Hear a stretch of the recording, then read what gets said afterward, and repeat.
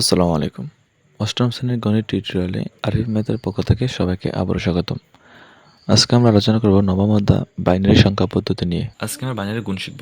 গত ভিডিওতে আমরা বাইনারি যোগ এবং বিয়োগ সমাধান করেছিলাম। আজকে আমরা গুণের সমাধান করব। তো এই গুণের নিয়মটা হচ্ছে গিয়ে আমরা আগে নর্মালি যেভাবে গুণ করতাম ওই গুণের মতোই। শূন্যের সাথে শূন্য গুণ করলে শূন্য, একে শূন্য শূন্য, একে শূন্য শূন্য, এককে এক, আগের নিয়ম। তো এখানে আমরা প্রথমে শুরু করব এককে এক, একে শূন্য শূন্য, এককে এক, এককে এক। যেহেতু আমাদের এখানে এই একটা এককের কাজ শেষ করে ফেলেছি, এককে আমরা একটা খালি রেখে দেব। এখন এই এক দিয়ে এককে এক, একে শূন্য শূন্য, একে একে এক, এককে এক। যেহেতু আমাদের দুইটা ঘর পর্যন্ত সমান গুণ করে ফেলেছি, সেটা আমরা দুইটা করে এখানে খালি রাখবো। এখন এই এক দিয়ে আবার একের গুণ এককে এক, একে শূন্য শূন্য, এককে এক, এককে এক। এখন আমরা এই গুণগুলা যোগ করব। তাহলে এই একের এক, শূন্যের সাথে এক গুণ করলে এক, একের সাথে এক গুণ করলে আমরা শূন্য পাইতাম, হাতে রাখতাম এক। এই একে শূন্য এক, একে একে দুই, দুই একে তিন। এই তিন তো আমরা সরাসরি লিখতে পারবো না, সেহেতু আমরা এই তিন থেকে বাইনারির ভিত্তিটা বিয়োগ করব। বিয়োগ করলে পাচ্ছি আমরা এখানে এক। তো আমরা এখানে এক লিখবো। যেহেতু আমরা একবার বিয়োগ করেছি, সেহেতু আমরা হাতে রাখবো এক। হাতের একে একে দুই, দুই একে তিন। এই তিন থেকে আমরা বাইনারির ভিত্তিটা বিয়োগ করবো। বিয়োগ করলে পাচ্ছি আমরা এখানে আবার ওয়ান, এখানে ওয়ান ওয়ান, হাতে আছে এক। একে একে যোগ করলে আবার আমরা পাচ্ছি শূন্য, হাতে আছে এক। হাতে রেখে আমরা এখানে লিখে দিব। যদি এই যোগটা বুঝতে কোনো সমস্যা হয় তাহলে এর পূর্বের ভিডিওটা তোমরা দেখে নেবে, তাহলে আসলে যোগটা বুঝতে পারবে। এখানে আবার আমরা করবো আগের মতো, যে একে শূন্য শূন্য, এককে এক, এককে এক, এককে এক, একে শূন্য শূন্য, এককে আমরা যোগ করব। শূন্য, এক শূন্যের সাথে এক যোগ করলে একই থাকে, আবার একের সাথে শূন্য যোগ করলে একই থাকে, একের এক, আবার এখানে একের এক। তাহলে আমরা এক এক এক দুই তিন পাচ্ছি। তিন থেকে যদি আমরা বাইনারি ভিত্তিটাকে বিয়োগ করি তাহলে পাচ্ছি আমরা এক। তাহলে আমরা এখানে এক লিখবো। যেহেতু আমরা একবার বিয়োগ করছি, সেহেতু আমাদের হাতে থাকবে এক। আবার একে একে দুই, দুই একে তিন। তিন থেকে যদি আমরা ওই যে বাইনারি ভিত্তি বিয়োগ করি তাহলে দুই এক পাচ্ছি। আবার হাতে আছে এক, হাতে রেখে একে যোগ করলে হবে শূন্য, হাতে আছে এক, একে একে যোগ করলে হবে শূন্য, হাতে আছে এক, আবার একে একে যোগ করলে হবে শূন্য, হাতে রেখে হাতের এক এখানে আমরা লিখে নিব। এখন করবো আমরা একই নিয়ম, শূন্য একে শূন্য, শূন্য শূন্য শূন্য, শূন্য শূন্য শূন্য, শূন্য শূন্য শূন্য, শূন্য শূন্য শূন্য, শূন্যকে শূন্য, এককে এক শূন্য শূন্য, একে শূন্য শূন্য, একে শূন্য শূন্য, একে শূন্য শূন্য, এককে তো আমরা যোগটা করে নেব শূন্য এক এক এক এক। যেহেতু সবগুলো শূন্য, তাহলে আমরা শূন্য রেখে দেবো। আবার এখানে এক, এখানে এক, এখানেও এক, এখানেও এক। এখন আমরা করব 21 নম্বর সমাধান। তাহলে এখানে এককে এক, এককে এক, এককে এক, এককে এক, এককে এক, এককে এক। আমরা একইভাবে গুণটা করে নিলাম। এখন এই সবগুলো যোগ করার পরে আমরা এই মানটা পাই। তো এখানে কিন্তু আমাদের ভগ্নাংশের মান আছে। এখানে আমাদের দশমিকের পর হচ্ছে একটা, দুইটা, তিনটা, এবং দ্বিতীয়টার মধ্যে দশমিক হচ্ছে একটা, দুইটা, তিনটা। তাহলে আমাদের মোট ভগ্নাংশের মান পাচ্ছি 1 2 3 4 5 6টা।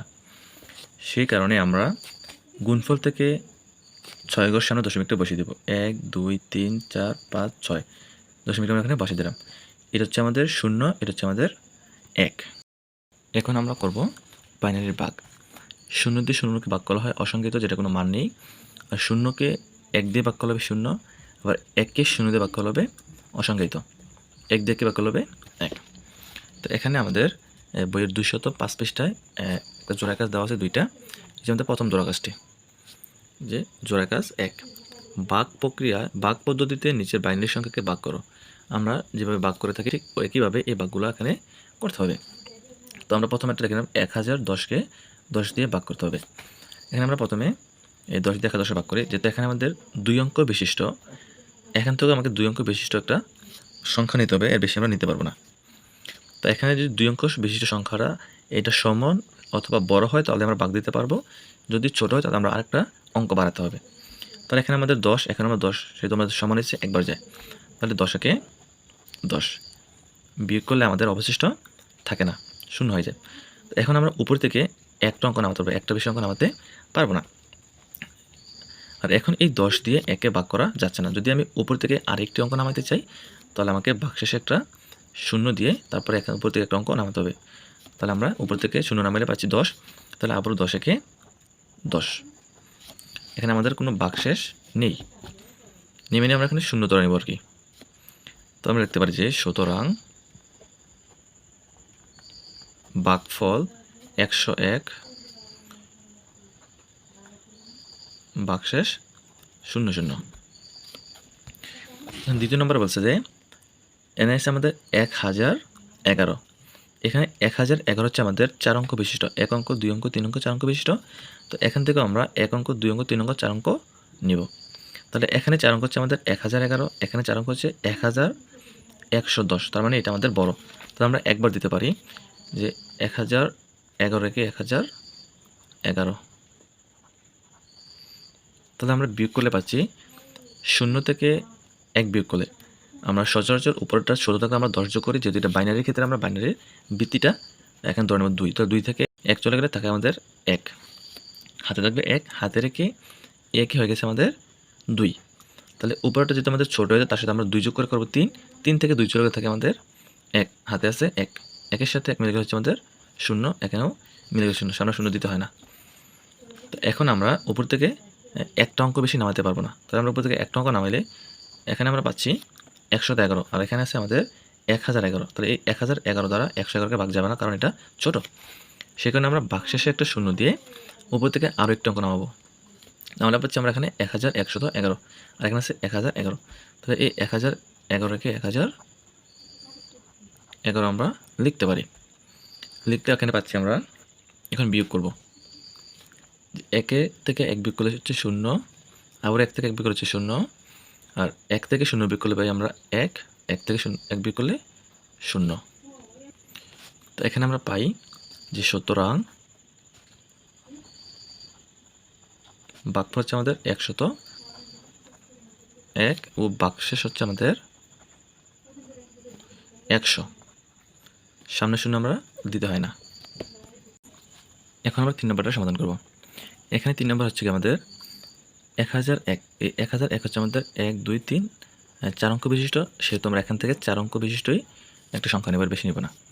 তো এখানে 4 অঙ্ক বিশিষ্ট হচ্ছে 1001, এখানে হচ্ছে 1011, তার মানে এটা একবার ভাগ যায়।